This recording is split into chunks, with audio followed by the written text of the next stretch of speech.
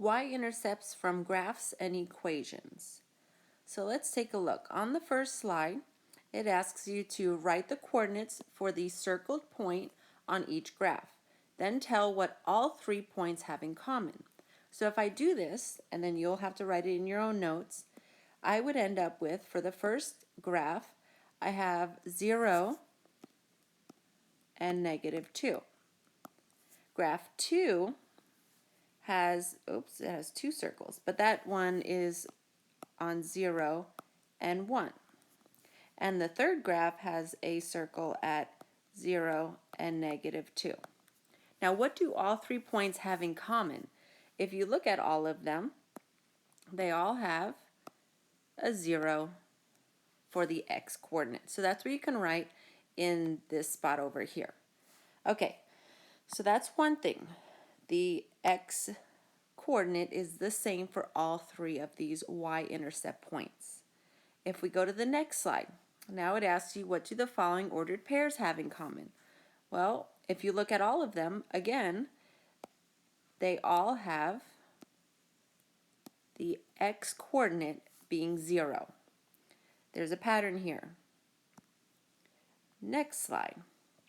Okay, so one of the characteristics the points on the graph had in common was that they all went through a point that had an x coordinate of 0.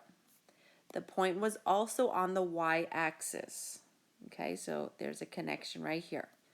The coordinates all had an x coordinate of 0, or they landed on the y-axis. So these are just some possible characteristics that you may have written out. Okay, these were all related to a concept known as y-intercept. Okay, so notice they all landed on the y-axis, and then they all had a x coordinate of 0. A y-intercept is defined as the point in which a graph crosses the y-axis. So y-intercept, where it intersects at the y-axis.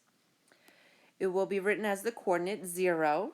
Okay, see the x coordinate is 0. 0 comma b, and the b, the y coordinate in this case, is wherever the y-intercept is. In the example to the right, over here, the y-intercept will be 1, because it crosses the y-axis at the 1, or you may write it as an ordered pair of 0, comma 1. Okay, so now you would try one. Well, let's see. Given the graph above, what is the y-intercept? Well, remember, I did mention the y-intercept is where the line crosses the y-axis. So you choose the point that the line crosses the y-axis that I have circled. Okay, now we're going to find the y-intercept from an equation. You have seen this equation before when we did slope from the equation, right, in the slope notes from earlier. Y equals mx plus or minus b. The m was your slope, and now the b, which I did label on those previous notes, the b, the constant in the equation, is your y-intercept. Sometimes it could be a positive y-intercept, or sometimes it could be a negative y-intercept. Right, so you see here, this means the constant value in a y equals equation will always be the y-intercept. We do have some special cases. So, for example, if you have the equation y equals -5, well, if you notice, it doesn't have the whole equation. So the whole slope-intercept equation is y equals mx plus b. Well, we have the y part, we have the constant part, but this is missing. Remember, that's because the slope was 0. So we don't need the slope. The y-intercept in this case is -5. Another special case. Now this time the equation says x equals. Well, the equation is supposed to say y equals, and so since it doesn't say y equals, we have a different situation here. Now if I just drew a quick little graph, and let's say I made some points, so like 7, 1, 7, 3. Okay, notice all of them are having an x value of 7.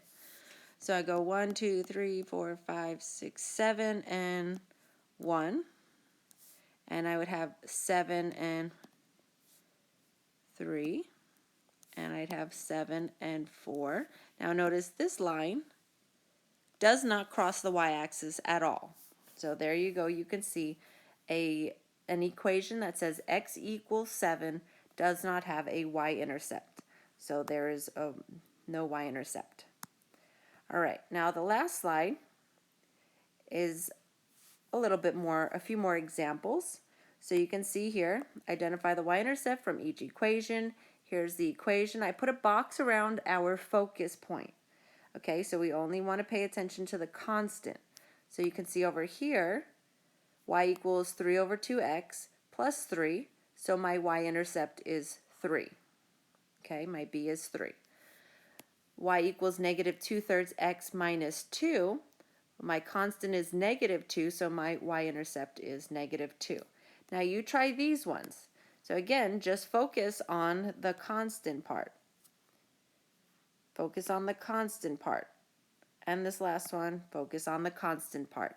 If you've gone through this whole entire video, you should have the answer to all of these examples, and they should be correct. All right? Good luck.